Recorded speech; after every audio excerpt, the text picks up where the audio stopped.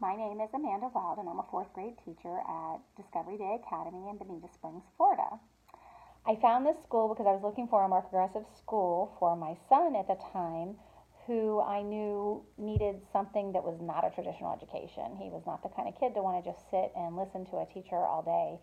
He wanted action and he wanted to do something. And so I ended up finding the project based learning school, and he has thrived and loved it, loved every minute of it since.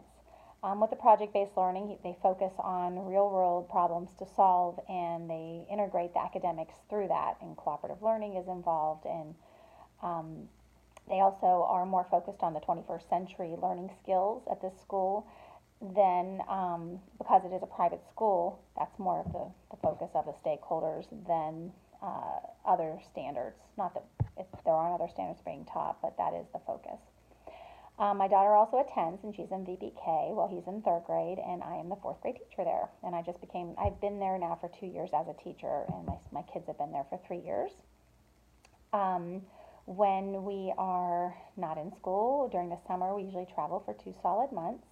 I have found this to be very beneficial to both of my kids' education. We have a camper and we travel around the United States, or we have gone to Europe and South America pretty extensively as well every year since they were babies.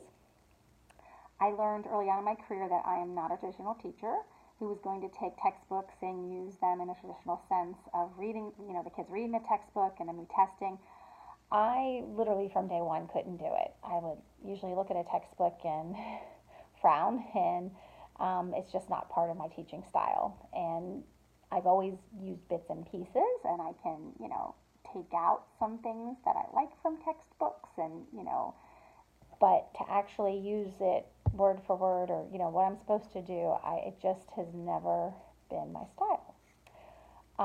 What is my style, I would say, is the more progressive way of teaching, where I believe strongly in cooperative learning and project based learning. I didn't realize it, but over 20 years ago, I was doing project based learning when I always remember the very first time it started. I had students who were interested in homeless people that they had seen, and it got us on a whole topic about what homelessness was and how we could help. And then my whole class wanted to help a homeless, and what was the best way? Should we help an organization, and can we make little pouches for people that are homeless with different things in them? And anyway, it was really a whole nice thing that they ended up doing. And after that, every year I noticed my students constantly wanting to do projects like that, and it would just come up naturally in our curriculum, and it would come up from the students themselves, not me saying it, but I would just facilitate what I was hearing from the students and say to them, anything is possible of what you want to do. And I don't know, I find that to be very authentic learning. And for me, that kind of learning is more essential, and just it turns kids into lifelong learners and also makes them feel powerful.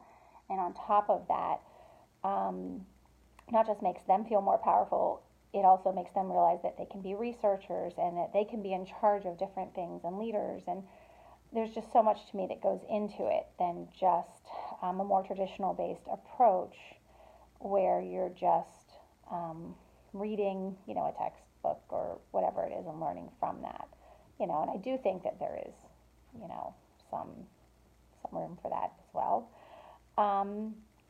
Many years ago, as far as the politics, I had a professor named Mary Brogan, and her husband was the commissioner of education at the time. And I felt very lucky because I got to meet and talk with him about what was going on in Florida. And he was the one making the Sunshine State standards during that time, and created FCAT, and was one of the main people involved in it. And I really enjoyed kind of participating in the politics of it at the time. And I feel like during those moments, people had really great intentions for Florida. Zoom in 20 years later, and I'm not a public school teacher anymore, and the biggest reason is because of the politics. I don't agree with the accountability of teachers or students, and I don't agree with the route that our public education has gone. It just has, in my opinion, turned into something that's not beneficial for students or teachers. And I hope to see the pendulum go back towards the other way.